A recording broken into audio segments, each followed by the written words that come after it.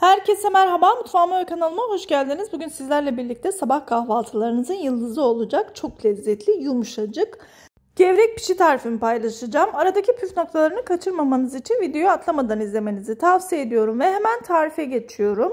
Öncelikle hamur yoğurma kabıma 1 su bardağı su, 1 çay bardağı ılık süt, 1 paket instant maya ve 1 tatlı kaşığı şeker ekledikten sonra kapağını kapatıp ön mayalama işlemini gerçekleştiriyoruz. Evet, 5 dakikanın sonunda ön mayalama işlemim gerçekleşti. Bu aşamadan sonra geri kalan malzemesini ekliyorum. 1 adet yumurtayı kırıp hafif karıştırdıktan sonra 1 çay kaşığının ucuyla karbonat ve üzerine 1-2 damla limon sıkıp aktif hale getirip onu da ekliyorum.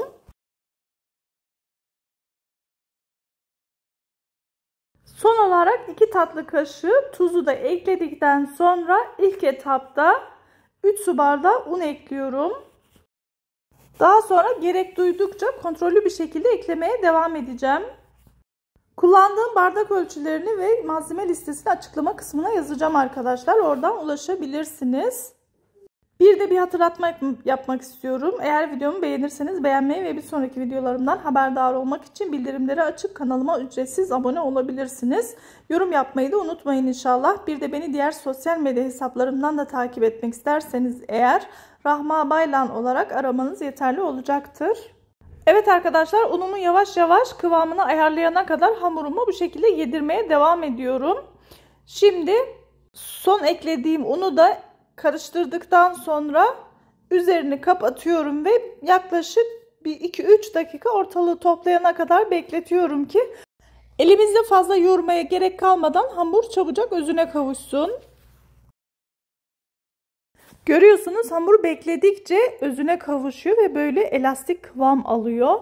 Bu işlemi bir kere daha tekrarladıktan sonra geri kalan unumu da ekliyorum ve üzerini kapatıp sıcak ortamda, vaktiniz yoksa 1 saat, varsa 3 saatte yapabilirsiniz. Hatta geceden de yoğurup bekletebilirsiniz. Önemli olan burada hamurumuzun çok güzel ekşimesi ve ekşi ekşi maya kokması.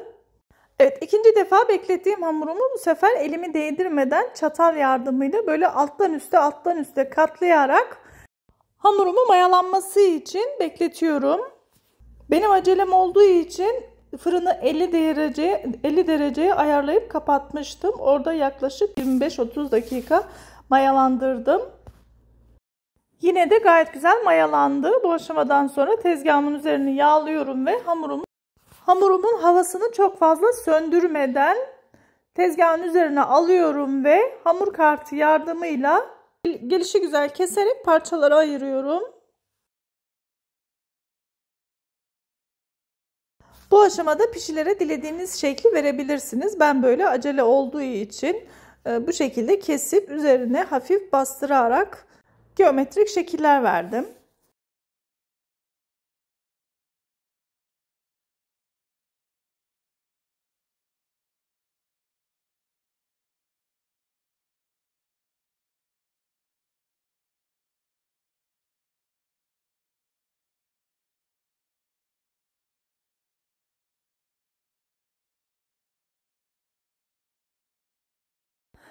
Evet arkadaşlar, gördüğünüz gibi parçalara ayırdım. Pişilerimin üzerine böyle hafif bastırarak genişletiyorum ve biraz inceltiyorum.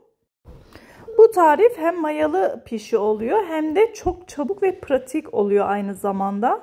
Ben genelde pişiyi mayalı sevdiğim için ve bazen geceden hamur yoğurmayı da unuttuğum zamanlarda hemen kalkıp çay koyarım ve demlenene kadar bunu yaparım. Bu şekilde çok pratik oluyor gerçekten.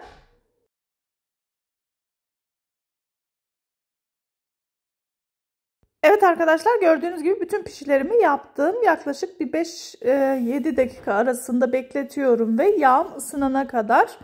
Kızartırken, tezgahtan alırken mutlaka 2 elimizle birlikte almanızı tavsiye ediyorum. Çünkü hamur hem yumuşak hem de biraz daha bekleyince kendisini salıyor. Tek elle alırsak çok fazla esneyip inceleyecektir. O yüzden mutlaka böyle ortadan toparlayarak almanızı tavsiye ediyorum. Hem bu sayede gördüğünüz gibi pişilerimiz daha puf puf ve güzel kabarıyor. Evet, pişilerimi böyle sırayla kızgın yağıma tek tek koyuyorum. Her defasında 3'er tane koymanızı tavsiye ediyorum. Daha fazla koyarsanız eğer yağ soğuyacaktır ve bu aşamada yağ ısınana kadar da pişiler hem geç kızaracak hem de yağ çekecektir.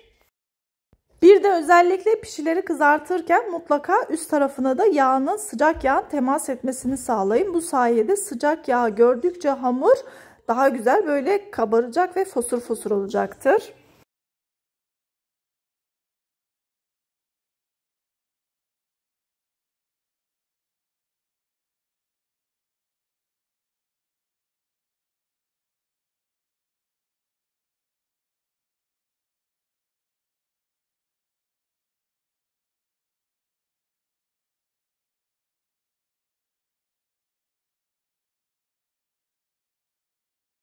Evet arkadaşlar, gördüğünüz gibi şipşak mayalı pişilerimi yaptım. Gerçekten şu an yemek için sabırsızlanıyorum. Çünkü çok lezzetli bir pişi oluyor. Aynı zamanda dışı böyle gevrek ve içi yumuşacık pamuk gibi bir pişi. Hemen şimdi size göstermek istiyorum. Bakın, pamuk pamuk, inanın asla yağ çekmiyor. Emin olabilirsiniz, kesinlikle yağ çekmiyor. Şuraya bakın. Yani muhteşem pişi. Gerçekten muhteşem. Şuraya bakın. Çok güzel, içi böyle gözenekli gözenekli. Gayet güzel kabarmış. Yumuşacık pamuk gibi. Şuraya bakar mısınız? Böyle çok güzel kabardı. Şöyle. Bakın. Asla yağ çekmiyor. Şuraya bakın.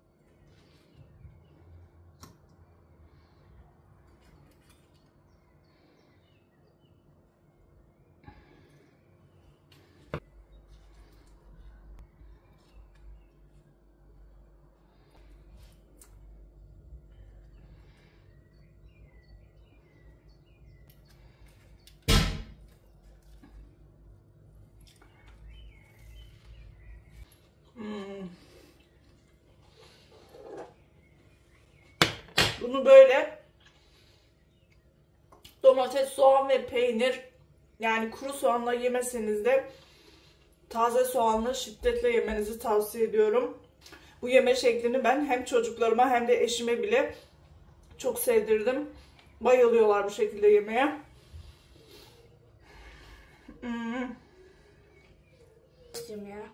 Peynir, domates. Bir de peynir, domates, soğan. evet. Tamam. Otur da ya. Tamam. Evet arkadaşlar, bugün de sizlerle birlikte benim her zaman bu şekilde yaptığım pişi tarifimi paylaştım. Gerçekten yemelere doyamayacağınız bir pişi tarifi. Kesinlikle tavsiye ediyorum. Mutlaka yapın ve sevdiklerinizle paylaşın diyorum. Bir sonraki yeni ve farklı tariflerimde görüşmek üzere. Allah'a emanet olun. Hoşça kalın.